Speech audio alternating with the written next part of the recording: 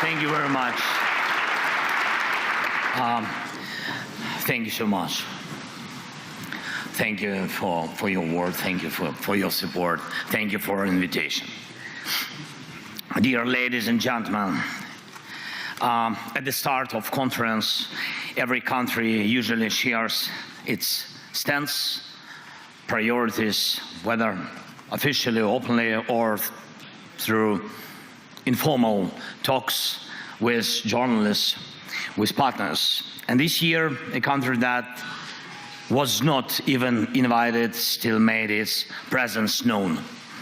A country that everyone talks about here, not in a good way. The night before Munich this year, a Russian attack drone struck the sarcophagus covering the ruined fourth reactor of the Chernobyl nuclear power plant. It was a modified Shahid drone, Russian drone, a technology passed on to Russia. Its warhead carried at least 15 kilograms of explosives. And we see this as a deeply symbolic move by Russia, by Putin.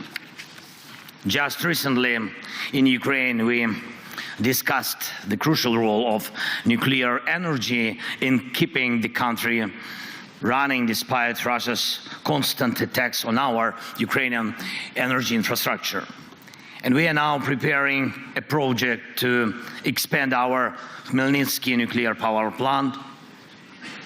Just one day before the Munich, I was there on the plant, and with involvement from American businesses and including Westinghouse. The project will strengthen the energy security of not just Ukraine, but our entire region of Europe. And we also recently spoke with President Trump and his team about nuclear energy and Europe's largest nuclear power plant, our Zaporizhzhia plant, which is currently occupied by Russia. And Russia responded by sending a drone to hit Chernobyl's sarcophagus, which holds radioactive dust and debris. And this is not just madness. This is Russia's stance. A country that launches such attacks does not want peace. Not. They don't want. It is not preparing for dialogue. Almost every day, Russia sends up to 100, even more, Shahid drones at us each day, and regular ballistic missile attacks, and a steady increase in aerial bomb strikes. But that's not all. This year, Moscow plans to create 15 new divisions, adding up to 150,000 soldiers. That's more than the national armies of most European countries. Russia keeps opening new army recruitment centers every week. And Putin can afford it. Oil prices are still high enough for him to ignore the world. And we have clear intel that this summer Russia plans to send troops to Belarus under the pretext of training exercises. But that's exactly how they staged forces before their full-scale invasion to Ukraine 3 years ago. Is this Russian force in Belarus meant to attack Ukraine? Maybe, or maybe not. Or maybe it's meant for you. Let me remind you, Belarus borders 3 NATO countries. It has effectively become a foothold for Russian military operations. According to both Putin and Lukashenko, Belarus now hosts banned weapons, medium-range missiles, and even nuclear arms. Putin clearly sees Belarus as just another Russian province now. And we need to be realistic. If someone is setting up a military launch pad, we need to ask, what should we do about it? And more importantly, what can we do before the next attack, the next invasion? Remember, there have already been provocations on the Polish and Lithuanian borders with Belarus, migrant crisis staged by Russian intelligence to store up chaos in Europe. But what if next time it's not migrants? What if it's Russian troops or North Korean troops? Make no mistake, North Koreans are not weak. They are learning how to fight now, how to fight the modern war. And what about your armies? Are they ready? And if Russia launches a false flag operation or just straight up with no insignia from Belarus, like how Crimea got taken in 2014, how fast will the allies respond? And will they respond at all? Yesterday here in Munich, the US Vice President made it clear. Decades, he said, decades of the old relationship between Europe and America are ending. From now on, things will be different, and Europe needs to adjust to that. Ladies and gentlemen, I believe in Europe, and I'm sure you believe too. And I urge you to act for your own sake.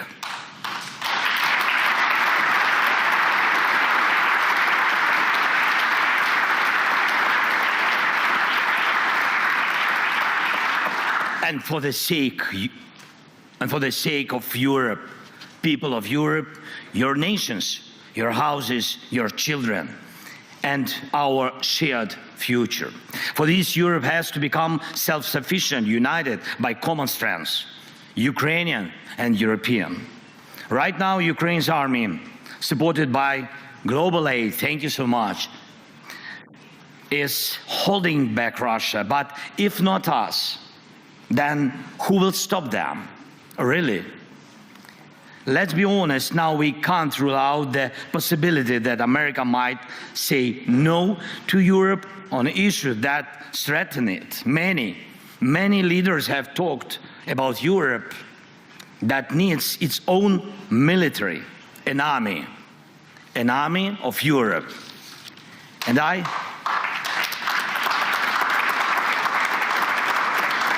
I really believe that time has come. The armed forces of Europe must be created. This is not harder than standing firm against Russian attacks, as we have already done. But this is not just about increasing defense spending as a GDP ratio. Money is needed, of course, yes, but money alone will not stop an enemy assault.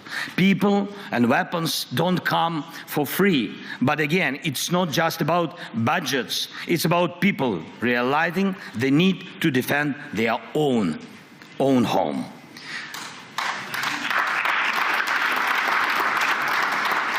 Without Ukraine's army, Europe's armies will not be enough to stop Russia. It's reality for today. Only our army in Europe has real modern battlefield experience. But our army alone is not enough too.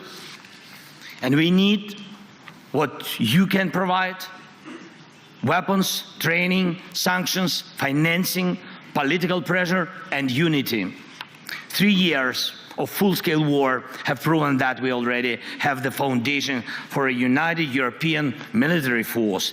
And now, as we fight this war and lay the groundwork for peace and security, we must build the armed forces of Europe so that Europe's future depends only on Europeans, and decisions about Europe are made in Europe.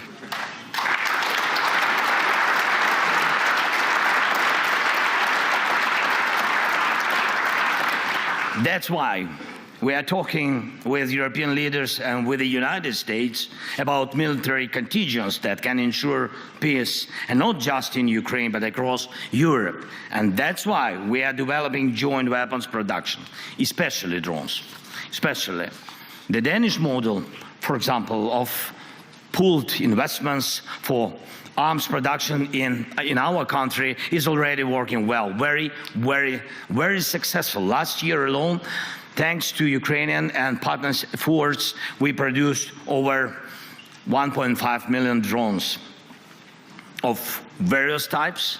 Ukraine is now the world leader in drone warfare. This is our success, but it's also your success, of course. And everything we build for our own defense in Ukraine also strengthens your security. And the same should apply to artillery, air defense, technologies, and armored vehicles. Everything needed to protect lives in modern war should be produced in Europe fully. Europe has everything it takes. Europe just needs to come together and start acting in a way that no one can say no to Europe. Boss it round or threat it like a pushover. This isn't just about stockpiling weapons. It's about jobs, technological leadership, and economic strength for Europe. Last fall, in my victory plan, I proposed replacing part of the US military presence in Europe with Ukrainian forces if Ukraine is in NATO, of course. If the Americans themselves decide to go that way, decreasing their presence, it's not good. Of course, it's very dangerous, but we all in Europe need to be ready. And I started discussing this even before the US elections because I could see where American policy was heading. But America needs to see where Europe is heading. And this direction of European policy shouldn't just be promising, it should make America want to stand with a strong Europe. This is absolutely possible, I'm sure of it. And we must shape that course. Europe must decide its own future. We need confidence in our own strengths so that others have no choice but to respect Europe's power. And without a European army, that is impossible. Once again, Europe needs its own armed forces. And I know Mark Rutte, my good friend, is listening to me right now. And Mark, my friend, this isn't about replacing the alliance. This is about making Europe's contribution to our partnership equal to America's. And we need the same approach when it comes to diplomacy, working together for peace. Ukraine will never accept deals made behind our backs without our involvement.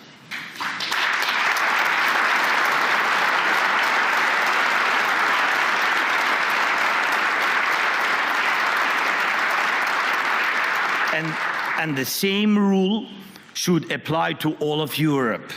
No decisions about Ukraine without Ukraine, no decisions about Europe without Europe.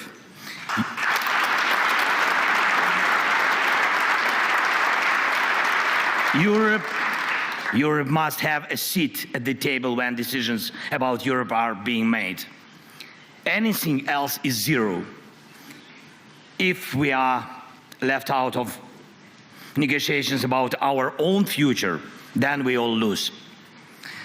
Look at what Putin is trying to do now. This is his game. Putin wants one-on-one talks with America. Just like before the war, when they met in Switzerland and looked like to carve up the world. Next, Putin will try to get the US president standing on Red Square on May 9th this year, not as a respected leader, but as a probe in his own performance. We don't need that. We need real success. We need real peace.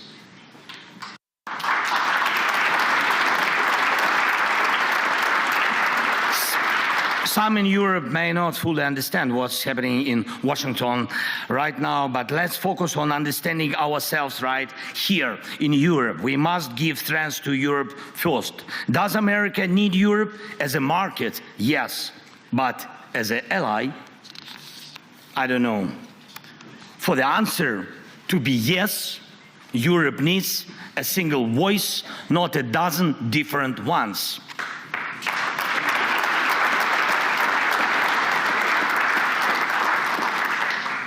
Even those who regularly come to Mar-a-Lago need to be a part of a strong Europe, because President Trump doesn't like weak friends.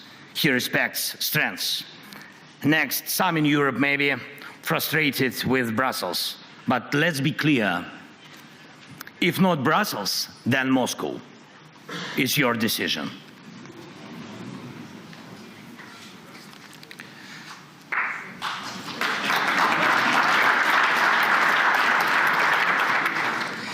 That's geopolitics. That's history. Moscow will pull Europe apart if we, as Europeans, don't trust each other. A few days ago, President Trump told me about his conversation with Putin. Not once did he mention that America needs Europe at the table. That says a lot. The old days are over when America supported Europe just because it always had. But President Trump once said, what matters is not the family you were born into, but the one you built. We must build the closest possible relationship with America, and yes, a new relationship, but as Europeans, not just as separate nations. That's why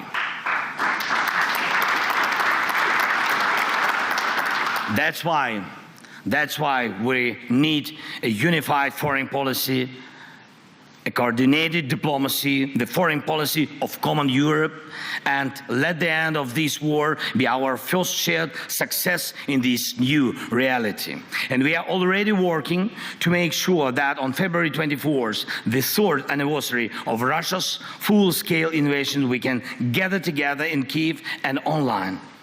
All European leaders, all key partners who defend our security, from Spain to Finland, from Britain to Poland, from Washington to Tokyo, this meeting must deliver a clear vision for our next steps on peace, security guarantees, and the future of our collective policy. And I do not believe in security guarantees without America. Yes, it will be just weak, but America will not offer guarantees unless Europe's own guarantees are strong. And I also will not take NATO membership for Ukraine off the table. But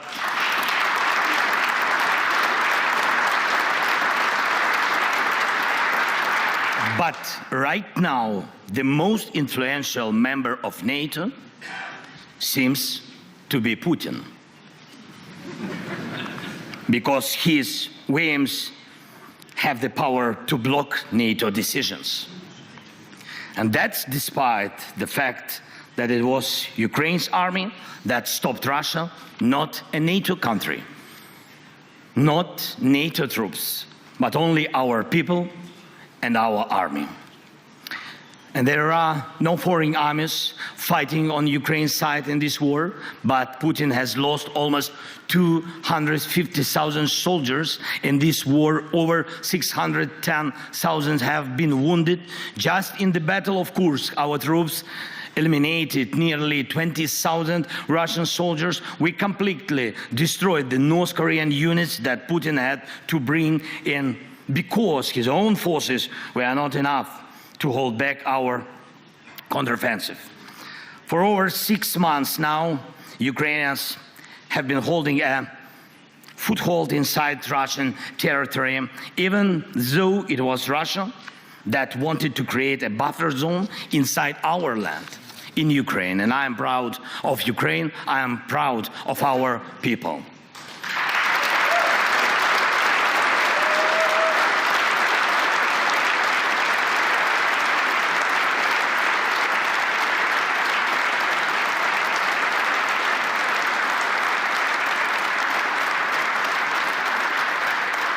But now I ask you, each of you, to honestly answer this question. If Russia came for you, could your army fight the same way? I don't want anyone to ever have to find out, God forbid. That's why we are talking about security guarantees. And that's why we believe that the core of any security guarantees for Ukraine must be NATO membership. Or if not that, then conditions that allow us to build another NATO right here in Ukraine. Because at some point there will be a border between war and peace. Where that border is drawn and how strong it is up to us. My proposal, Ukraine's eastern border, Belarus eastern border, the eastern borders of the Baltic states, Finland's eastern border. That is the strongest security line for all of us in Europe, because that is the line of international law.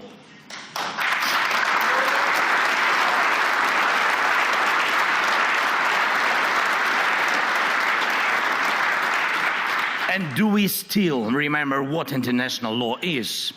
Let's be honest, international law, these two words already sounds a bit outdated, but I believe that Europe's mission is to make sure international law still matters. And finally, one last point. What security guarantees can Putin offer? Before the war, many doubted whether Ukraine's institutions could withstand Russian and Putin's pressure, but in the end, it was Putin who faced an armed rebellion from within. He was the one who had to defend his own capital from his own warlords. That alone shows his weakness. So what happens to the million Russian troops currently fighting in Ukraine?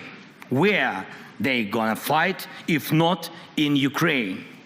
This is why we cannot just agree to a ceasefire without real security guarantees, without pressure on Russia, without a system to keep Russia in check, to fight us, Putin, pull troops from Syria, from Africa, from Caucasus, even from some part of Moldova.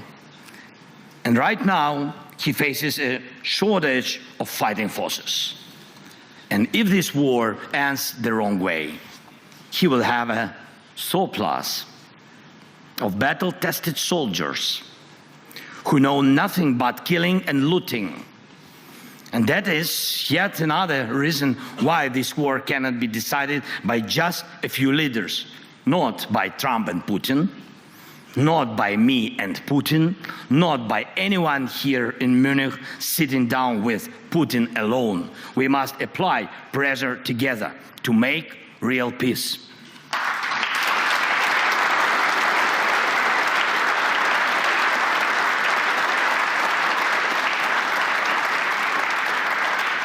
Putin cannot offer real security guarantees, not just because he is a liar, but because Russia, in its current state, needs war to hold power together.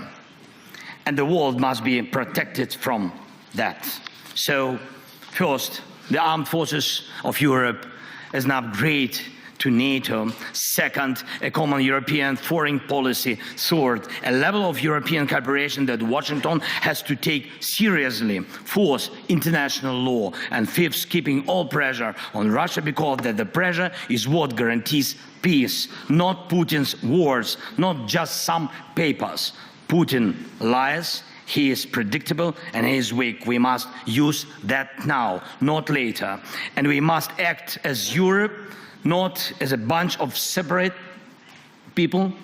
So some say that the new year comes not on January 1st, but with Munich Security Conference. This new year starts now, and let it be the year of Europe united, strong, security, and in peace. Peace for Ukraine, peace for Europe, peace for all the world, for all your families. Thank you so much. Slava Ukraini!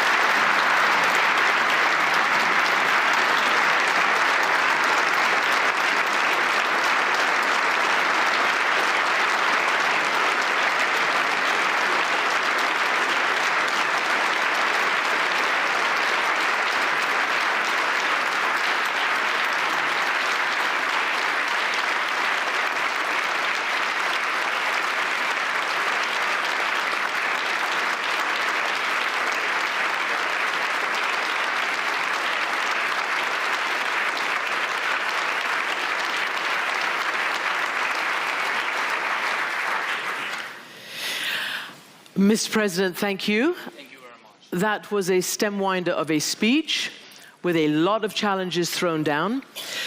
I want to ask you to expand more on the American piece of this. You, after your phone call with President Trump, said that you did not hear enough detail to make this a peace plan. Can you just elaborate what you meant by that?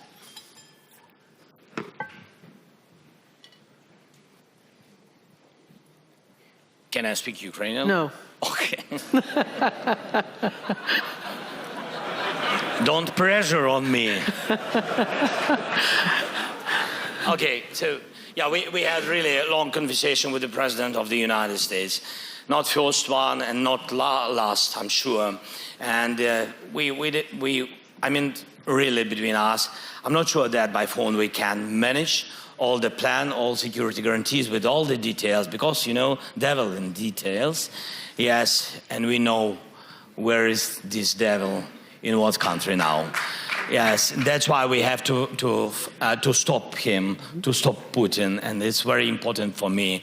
That's why the atmosphere of our discussion is good, but really it's always good. Yes. But we need urgent, very concrete steps. And I think we have to work on it. Our teams, well, we began, but I think that we have to start immediately to do more deep decisions. We'll get into that in a moment, but you did also have a separate conversation with Vice President J.D. Vance last night, you and your team and his team as well. Did he provide any more details? And, you know, we have to bring up that in 2022 here, basically J.D. Vance said he didn't, and this is a quote, "I don't care what happens to Ukraine one way or another." Do you feel that he's changed, that the Trump administration and the actors you're dealing with understand what's at stake? I'll be honest. We have to work on it. All of us, not only me. Me is not enough, really. I think we have to work because I think that, you know, we together in Europe, the war is in Europe, and America is far from the invasion. And I think that we need to share more details because, to my mind, there are a lot of different voices around new American administration, and I'm not sure that all these voices on our side. Mm-hmm. That's why we have to work with these people, even with some Europeans, as I said. Yeah. If I was understandable, I don't know, yes, about Mar-a-Lago, about there, yeah. It was clear. It was clear, but I want to repeat it, yes. It's important for them to be clear. Do you want to name names while we're at it? I know names, of course. Mm-hmm. I'm not sure that it's, yeah. Let's just get back to President Trump. At a press conference... You said about Orban. Oh, sorry.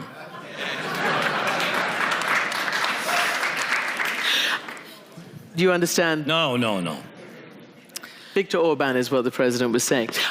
Mr. President, Trump was asked whether he trusted Putin. And he sort of basically ended up saying, on this, I do. But he has also said that, and frankly, it's quite difficult to extract what all the different administration officials have been saying. On the one hand, potentially that you know, maybe Ukraine had a responsibility for this war. Maybe Ukraine can't ever expect to get back. It's unrealistic, according to the defense secretary, its territory. Maybe Ukraine will be safe and independent. Maybe it'll be part of Russia. Do you understand what America's position is? Yes. Which is? I think, to my mind, they are preparing atmosphere for their dialogue. For their dialogue, which will be? For the dialogue between Trump and Putin. And I think this is, I mean, this it's up to them, but they can discuss everything they want, but not about Ukraine without us. And that's why in this case, especially in this case, I think it's a little bit dangerous. That's why I said that we need to talk more with the president and to talk more with his people, with his teams. Yesterday, as you said, yes, we had good conversation, and I think that I opened some new details for vice president. That's why I said we need. It's not waste time. It's really very important, I think, diplomatic investment for the future, just and lasting peace for Ukraine. Yeah, sorry. Yeah, I thought you were going to say some more things. Your order. Yeah. You just sort of, I suddenly got flummoxed. I'm sorry. You said Putin doesn't want peace. I mean, you just said it loud and clear here. It's true. So what is the dialogue? And have you convinced the Americans that A, Ukraine has to be at the table, and B, I guess the Europeans have to convince them that they have to be on all the levels, we directly, yes, very directly, send these messages that we have to prepare security guarantees like a main part of the stopping Putin and stop this war, and very important, essential, and we say that it can't be without us, and that's why I don't know if we don't have, from my point of view, if we don't have for today common plan, it means for me that United States doesn't have. Because if they have something, it's not about us. I mean, this about something new, but we don't want this new reality. Yes. So that's why, I was just asking you whether you have convinced them that you must be at the table. Of course, I said that I think that is good, that first of all we have to make a plan with you, I said to the president. It was the day when he had phone calls with Putin and with me, and first with him and then with us. And how did that sit with you? No, I said that... But first with Putin and then with you? Oh, I'm not happy. Yes, but I think that more dangerous if first meeting will be with Putin and then with Ukraine. And there are things I shared with the President Trump, that first of all we have to see common view. And I said also that at the table we need Europe also. It's very important for us. We are Europe, we in Europe, and we see our future only in EU, like a member. So that's why for us it's very important. And Europe helped us a lot. Because when I speak with different officials of the United States, of new administration, and we're thankful for them that they didn't frozen their military support. It's very important, and I'm very thankful, thanks again. But when we speak, I really understand what part of support did America during these 3 years, and what huge support made Europe. And it's important. Did you get a commitment from President Trump that you would meet with him first? Do you have a plan to meet with the president? No, we have our plan, of course. It's our country, and that's why it's our plan. I think it's understandable, but we need the common view. That's why we are ready for the common plan. Yeah. And I shared it with... I'm just asking whether, because President Trump says he'll meet Putin maybe in Saudi Arabia, maybe soon. Has he said he will meet you? He said to me that we have to meet. And I said to him also, we have to meet. I think that I said first that we have to meet. Yes, and but we understood each other because I didn't say about it once. You said it several times. Yeah, so that's why I think we understood each other, and it's very important. Yes, because if we can repeat the words that each day we have losses, and if President of the United States or other leaders repeat these words, Ukraine has losses, we have to stop the war. I mean, that it meant that we have urgently to meet if we really want to stop. To meet with the concrete dates and days and plans. So you talk about losses, obviously heavy losses. You mentioned Russia's heavy losses as well. Yeah. You were talking to President Trump, and you know that last year, around this time last year, it was President Trump and his allies in Congress which delayed for approximately 7 months the aid that was meant to come to Ukraine. When I spoke to General Syrskyi, your commander in Ukraine, just a few months ago, he said the delay in aid did cost lives, cost territory, and cost a lot of, strategic effort in Ukraine. Did you mention that to President Trump? No. I see. We spoke about delaying and about decision of the Congress, and at least positive decision. I was thankful to him. It was in September when we had meeting during his election period. I think so, or before the election period. I don't. Before, a little bit before. Yes. So it was very important, the decision. I was thankful bipartisan support and also Mike Johnson. He made positive decision. And also to President Trump, because if he wouldn't be supportive, they couldn't vote this decision. But really, help, which we needed very much, still is going. I mean, not everything came. Yeah. You understand? Yeah. So it's very slow, and I think General Syrskyi was right that one of the reasons why we lost. But I don't want to speak about kilometers. But I'm ready. I mean, we lost about 4,000 square kilometers. Yes, but of course, if the help could come, very quickly, everybody understand that the losses was. I mean, I understand what you're saying. We could be in more good conditions. And precisely because of where you would need to be to have a negotiation to end the war. That's why I ask you this. So you talked about security guarantees.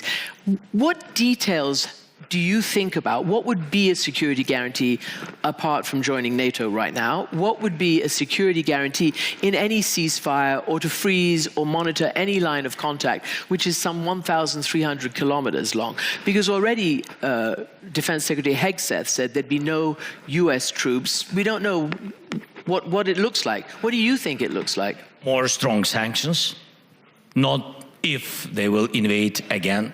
Just more strong sanctions at the very beginning. Then, like you said,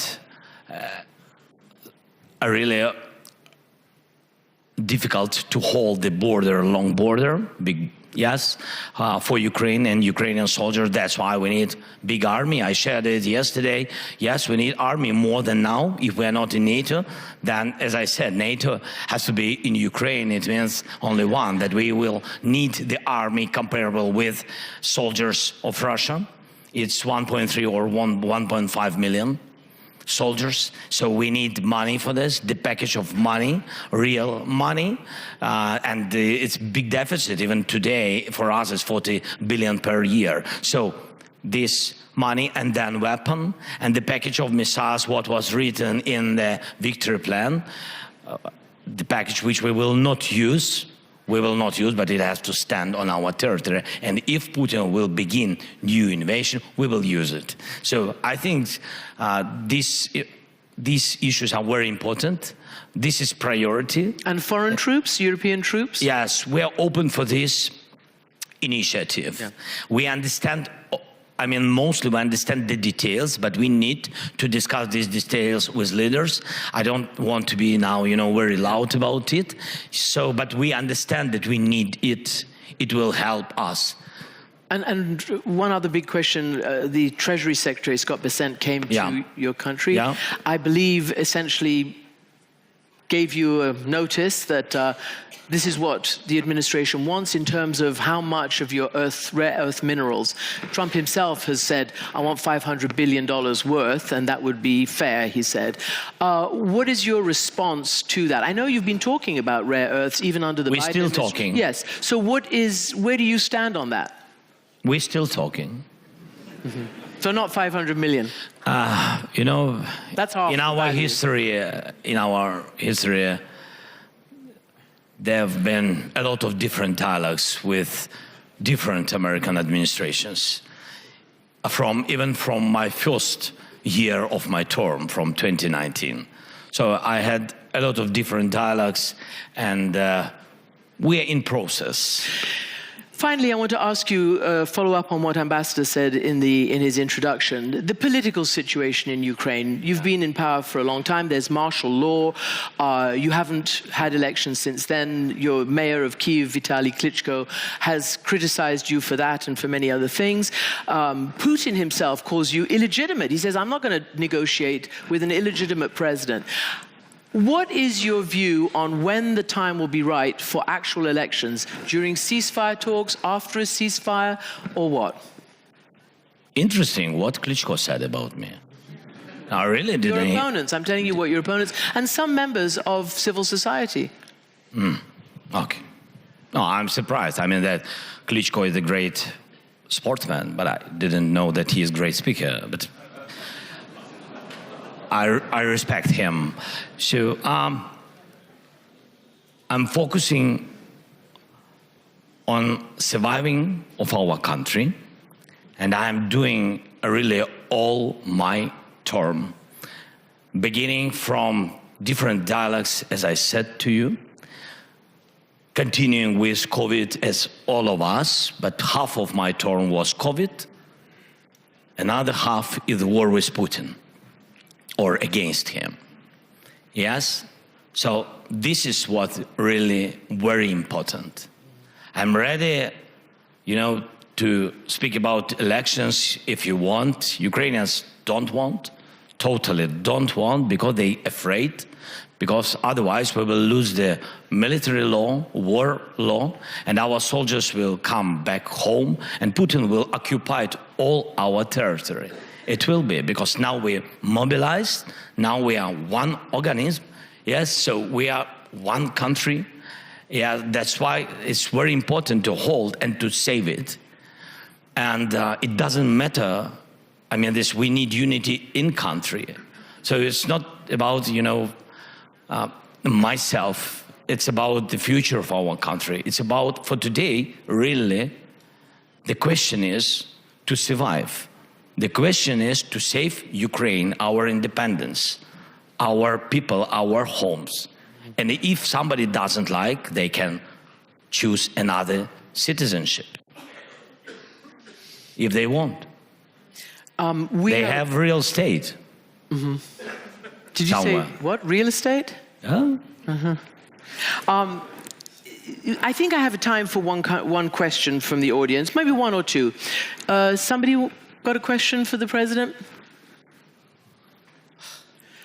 Apparently not. What is 2025 going to be in Ukraine? Do you believe it'll be the year of peace? And more to the point, do you believe Putin has any intention of allowing an independent, sovereign Ukraine? We really want peace, and we work on it. We will prepare security guarantees like we see. We will share it with the United States, and I hope they will share their view. As I said, common view for me is very important to hear all our partners in Europe who helped us, in EU plus, of course, because UK, our partners, big partners, and that's why it's very important to prepare during months all these things, to share it with the President of the United States, to find time for this, to our common meetings, to make this common plan, then to put it on the table for Putin and do everything. That things what really President Trump, he's strong, he can can do. Put sanctions or pressure in any ways, in any case, how he wants. And after that, to stop this war this year, 2025, make a peace in Ukraine. This is our plan. That's what we really want, and that's what we will try to do. Did you tell, as was reported, President Trump, that Putin is only doing this and agreeing to talks because he's afraid of Trump? Did you tell him that? Yes.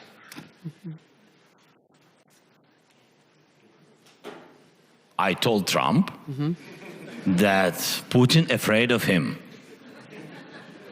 Yes, and he heard me. And now Putin knows.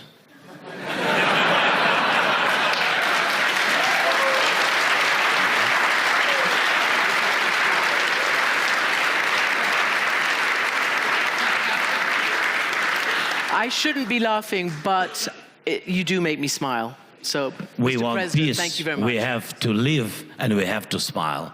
That's when we true have too. time, That of is course. true. Thank you. Дякую. Слава Україні! Thank you. It's very good. Thank you.